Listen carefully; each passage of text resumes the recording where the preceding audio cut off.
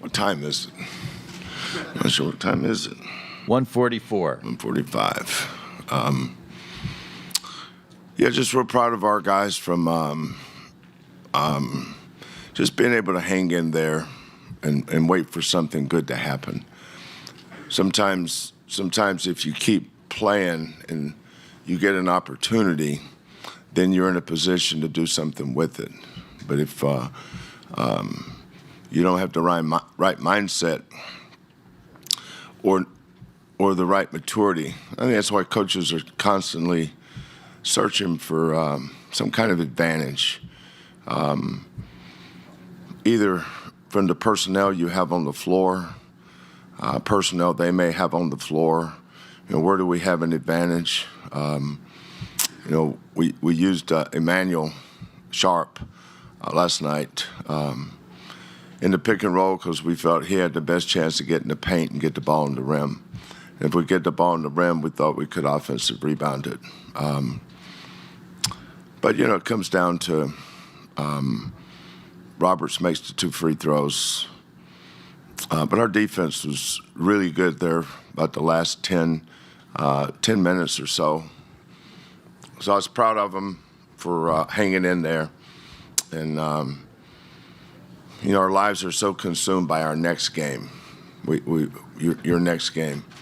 And I'm glad last night was not our last game, that we do have a next game.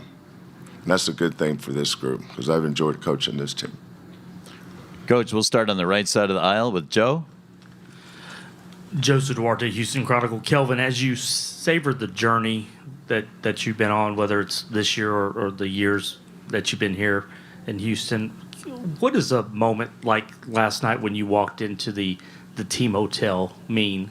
Just to see that crowd that maybe wasn't there, 7 or 8 years ago, or was just starting to build up to that? I don't know. I'm not very good at that stuff. I'm sure somebody. That's something certainly to savor and enjoy, and it's indicative of our journey, our success. But my mind was focused on getting Kellen by himself and getting to a laptop and looking at Florida. I'm not very good at. My mother always used to tell me that I had to learn to smell the roses, and my mother passed away in 2014, and I never did learn. Up front on the right side, Mike. Mike LaPresti, NCAA.com. This falls in a little bit in that same category. And I know it's not big on your radar screen right now, but if you win, you'll be the oldest national championship coach ever. Does that mean anything to you? Would that mean anything to you, particularly at an age where, with modern basketball, there's some question about how long guys are going to stay in this profession? It's probably a good question.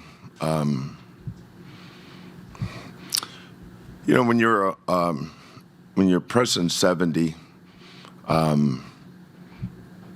you look at things a lot differently. You're grown up now. You're 70. I spent a little time this morning with my grandkids. First time I went to the Final Four in 2002, my son was on the team, or he's on the bench with us. So over the years, things kind of come full circle in some ways.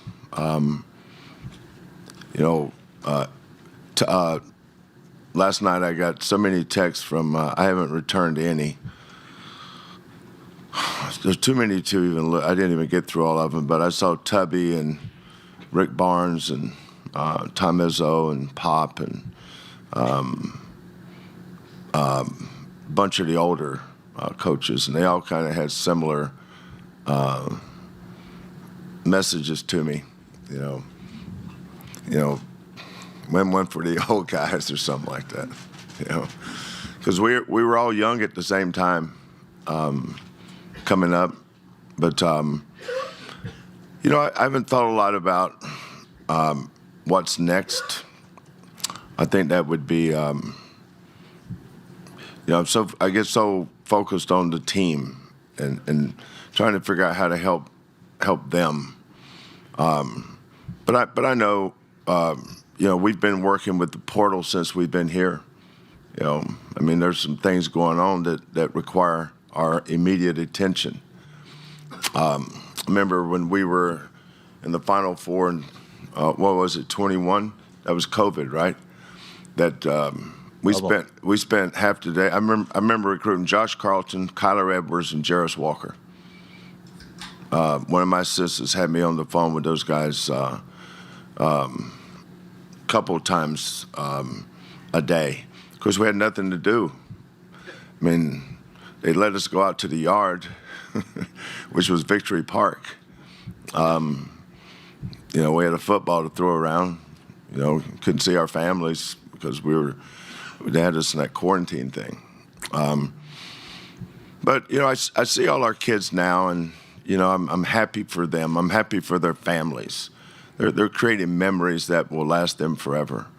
You know, and you know, I used to come to the tournament when I was a young coach, and I would sit in those stands and look at the two coaches in the championship game, and you know, you go, you know, you think you'd like to be there one day.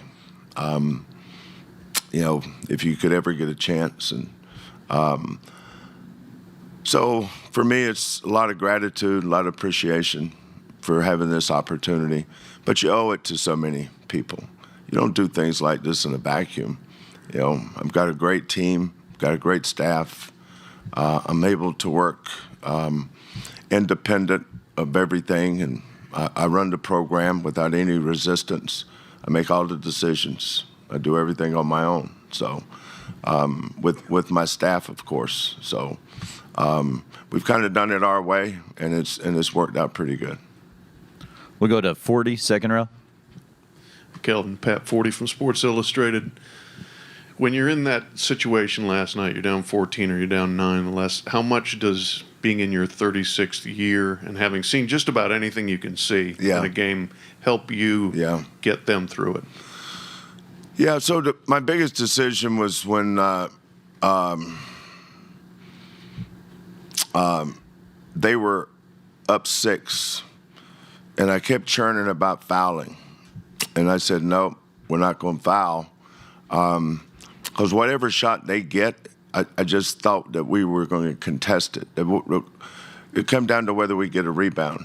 And I was so proud of JoJo because we worked so hard on staying down on shot fakes. You know, my rules always be the second guy off the floor. Don't be the first guy, be the second guy off the floor. So when Kneppel drove in there, shot faked, JoJo didn't flinch. Had he shot faked the second time, would have probably been screwed. But when Kneppel got to the rim, when he shot faked once, he went up. I knew he wasn't going to get it to the rim. JoJo was going to block it. And so then we come down and bang a 3. So instead of taking the risk of fouling them, and they go up 8. And if you look at all their free throw percentage, they were all high percentage free throw shooters. The one, if I was going to foul somebody, probably would have been Proctor. And he wound up missing one. But on that particular, that was really the biggest decision, is not to foul then. As I'm sure most people say, why don't you foul? We're only down 2 possessions. If we can get a miss and a rebound, we've got the ball down 2 possessions. If you foul them and they make both free throws, you're down 3 possessions with the ball. Then the game is, you have to think the game entirely different. The climb becomes a little steeper. But yeah, you've been in those situations so many times. It doesn't always work out. You know, JoJo goes for the shot fake and draws a foul. We're down 9, you know, and all of a sudden I'm the dumbest guy ever. So I get all that. Same area on the aisle. Brett Friedlander, Saturday Down South. Kelvin, could you reflect a little on the journey from Robeson County to the cusp of a national championship. And have you given any thought as to what your success means to the folks back in Pembroke and specifically Lumbee? What's your name? Brett Friedlander? From Fayetteville. Yeah. What's up, Brett? We go a long way back. Yeah, it's right down the road. So most of the girls in my senior class would go to Fayetteville on the weekends because that's where Fort Bragg was. Yes, I'm going to leave that there. But not all of them. I mean, I married a girl from my high school senior class. She didn't go. I better get off the subject. Good idea. Yeah. You know, it's hard for me to think about the journey without thinking my mother and father. You know, those were. My mother was a nurse. She worked 12-hour shifts, and her shift was either 8 to 8 or 7 to 7. My dad was a high school basketball coach in a little country community at Magnolia High School. I'm not even sure if I would know how to get to that. But, you know, I had a twin sister, younger sister, and older sister. My twin sister passed away a couple years.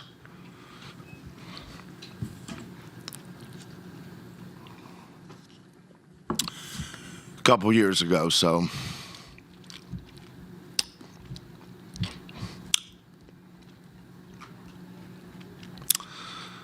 But no, I always think of that. You know, I have a lot of friends back there. Some of them are actually here right now. I haven't seen them.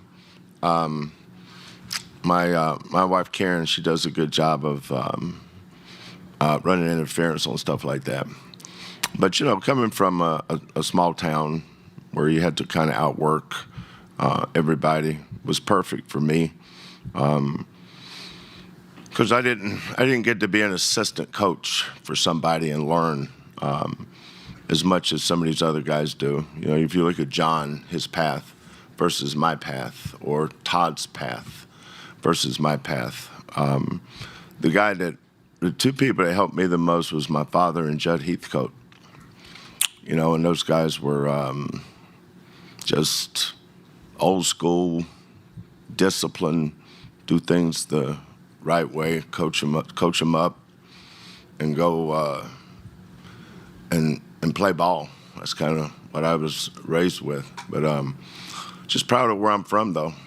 I know there's a lot of stuff going on back there politically that I stay in touch with them about. Karen is on the board of trustees for the university that we graduated from, so really proud of her for her contributions there. The chancellor at university actually graduated in our high school class. He graduated from Duke's Medical School, was a cardiac surgeon, and had some health issues, and now I don't know how he became the chancellor at the university. But a lot of good friends. I don't get back much. I'm not sure when last time I've been to Pembroke, but I know I have a lot of support there, and there's a lot of people there I still care about and love. Just to the left of the aisle. Hey, Kelvin, Brendan Marks from The Athletic. LJ was sensational last night. When you think back on your recruitment of him, what stands out most about what you were interested in, and what are the ways you've seen him grow the most since you've had him? Yeah, we recruited LJ at a high school. He's from Katy, which is about 25 minutes up the road. His brother plays linebacker for Florida State. I think he was at the game last night. They had spring football workouts, and they let him come to his game last night. LJ was a bucket getter in high school. He'd get buckets.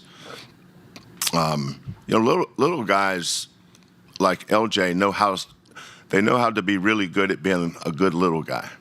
You know, I've always been. I don't know how I would describe. You know, people that don't play this game a lot focus on things that's really not that important, like height, how tall someone is. You know, I've never tried. I've never, like in our league, everybody's taller than us. So everybody was saying, here's how tall Duke is. Well, you ever seen BYU's team? BYU's point guard 6'9", man. They're two guards 6'5", or they're 6'9", 6'5", 6'9", 6'7". Everybody's tall. Central Florida is much taller than we were. But what's that got to do with anything? At some point, if you can score, you can score. The little guys know how to score on big guys.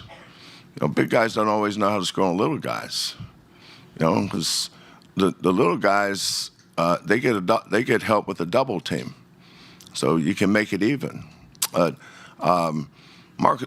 Marcus Sasser was 6'1". I think he scored 1,500, 1,600 points, and I'm pretty sure most of the guys that guard him were 6'5". There's a lot of really good 6'5" defenders in the Big 12. That LJ gets 20 on them too. We played against Sion James. He was at Tulane for 3 or 4 years. I don't remember. I think we played against him for 3 years. So we had scored on him before. Kneppel, Cooper Flagg. That's the first time I'd seen Cooper Flagg play a lot on the recruiting circles. I saw him play against the Boozer kid that's going to Duke in the NBA Top 100 camp a lot. But he's as good as advertised. He's really good. But JoJo, J1, JVR, I thought did a great job last night on the boards. But our best player, the guy that kept us in the game, was LJ. He kept us in touch with them. So when the time came, we had an opportunity to get the lead down where we could put some game pressure on him. LJ was the guy. Same area, USA Today. Kelvin, Zach Osterman, USA Today. I wanted to ask about JoJo. I read last night that you guys recruited him. I think you committed him in the spring before his senior year. You said once he signed that you knew he was going to blow up in the summer. You wanted to kind of get him in the fold as quickly as you could. What did you see in him, even at a young age, when you were scouting him, when you were recruiting him, that made you think there's such a ceiling here for this guy? Yeah, so one of the first things we do when we bring a kid on campus is we measure their wingspan because of how we play pick and roll defense. There's a lot of 7-foot kids that are very lumbering. They have a hard time moving. Those kids would not function well in the way we play defense. JoJo had good feet. He had great length. JVR 7'5". JoJo's 6'7", 6.5". On our wingspan wall, we have Akeem Olajuwon's wingspan. We also measured JoJo's mother's wingspan. She was 6'7". She played college ball. He has twin sisters that played at Louisiana Monroe. One of his twin sisters has a PhD. But JoJo was I've had some really good second and third jump guys. When I watched JoJo play before we recruited him, his second jump is the best of, and this includes the NBA. I've never had a kid's second jump like him. His third jump's as good as most people's first. He just has that ability, and he's got impeccable timing in blocking shots. He was named the Lefter Dressel Defensive Player of the Year. He was the Big 12 Defensive Player of the Year. Has the Naismith Awards came out yet? Who got the Defensive Player? Who? Yeah. Well, he's worthy. He was good too. But JoJo would have been a worthy one as well. He's a Defensive Player of the Year type guy. I think his offense is really coming along. He played well. I think he had 10 or 11 points against Gonzaga. Certain games he played well in this year and scored.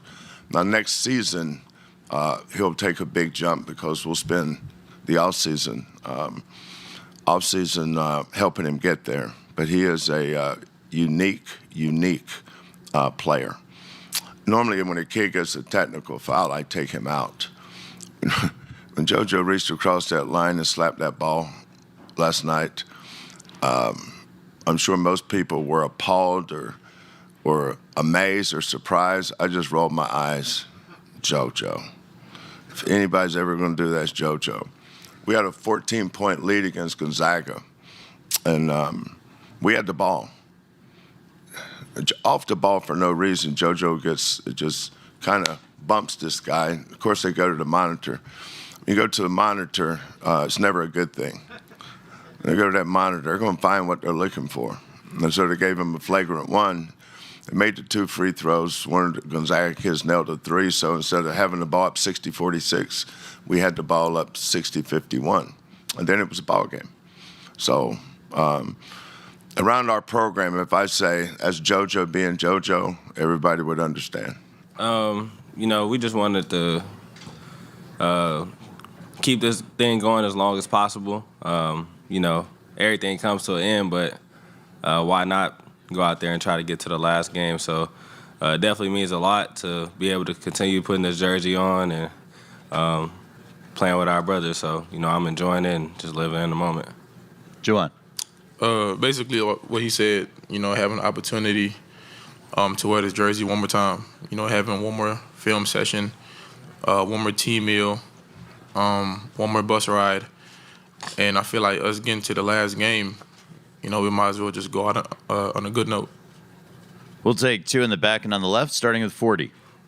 J1's Pat 40 from Sports Illustrated. I'm just wondering if you could describe or characterize your relationship with Coach Sampson. Too much to say, but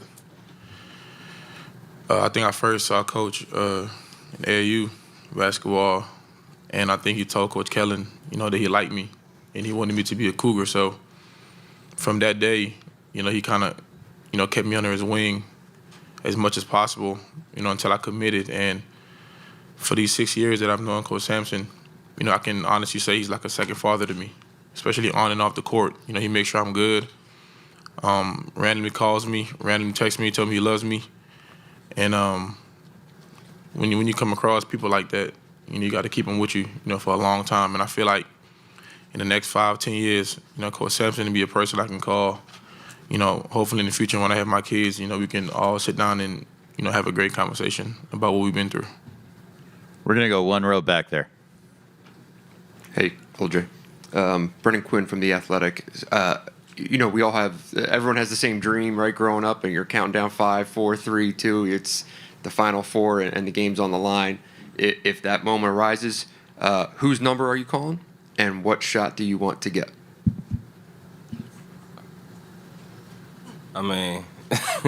That's up to Coach on who number he calls, but if it's up to me, I'm gonna call mine. But and the shot, it's whatever the defense gives you. I don't feel like I go out there and try to predetermine anything.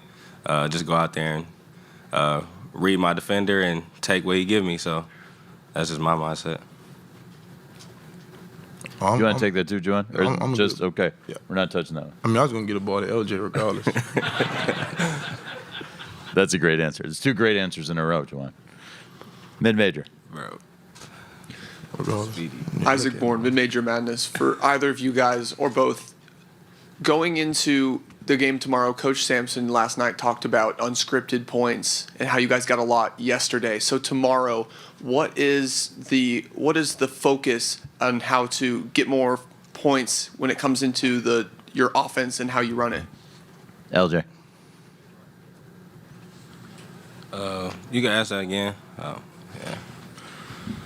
Coach talks about how you guys create opportunities on offense. He wants to know how you're going to score more within the offense and within the game plan. I'll start. Please. Start. Going into games, we know we're not a first shot team. When LJ had, how much you had last night? 26? I think, yeah. Some games he'll have 26, some games he have 30, some games he have 10.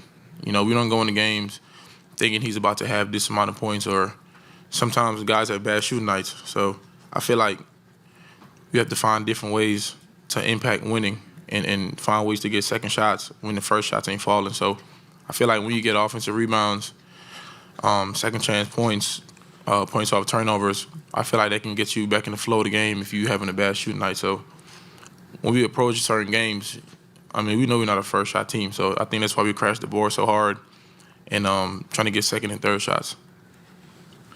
We'll go to the back of the room in the center. LJ, I'm Christina Huang, San Antonio Express News. I know you were part of the team at Baylor that won a national championship, and I know you were a freshman. It was the COVID tournament, but is there anything from that experience that you are taking with you into tomorrow's game? No, not really. Obviously, with it being a different, me having a different role on that team, it's hard to take that because I kind of had to sit back and watch. But I did get to sit there and see what it takes to win those type of games. So as far as that, I feel like that's all I'm taking with me. Just the leadership and how to go about winning those type of games. Likely our final question on the right side toward the back. Hi, right here. Greg Eklund, and this is for NPR. Akeem was at the game last night, and I'm wondering, can each of you guys tell me how much interaction have you had with him? And Coach said a short time ago that his wingspan is posted somewhere in your locker room area. What's it mean for you guys to be in a title game for the first time since Akeem was playing at Houston? LJ first. It means a lot. And I haven't had too much interaction with him. I only been here 2 years, so I've seen him a few times. But, I'm sure he poured his heart and soul into this program. And just like a lot of the guys who came before us. So, we standing on those guys' shoulders, everyone who came before us. And it'll mean a lot to be able to get this done, not only for us, but for them. Juwan, anything to add there? Yeah, we've had a couple talks, especially, knowing that he was a great post player. So he would give me certain tips or certain things to do, how to attack certain defenses and, offensive moves and stuff like that. But us getting back to the Final Four and now playing for the national championship, you can see, on their face that they're especially happy knowing that they went to University of Houston, and for us to be, back at the top from where they was at too. So I just feel like they're proud of us, all the accomplishments that we've had, especially with Coach Sampson too. As much as he put into us and all the hard work and long days that he's, tried to get us to be our best. And, now we're showing it on a national level. So I feel like everything that Coach Sampson has built here goes way back to, with Hakeem too. But us being who we are now, I feel like it just means a lot to everybody.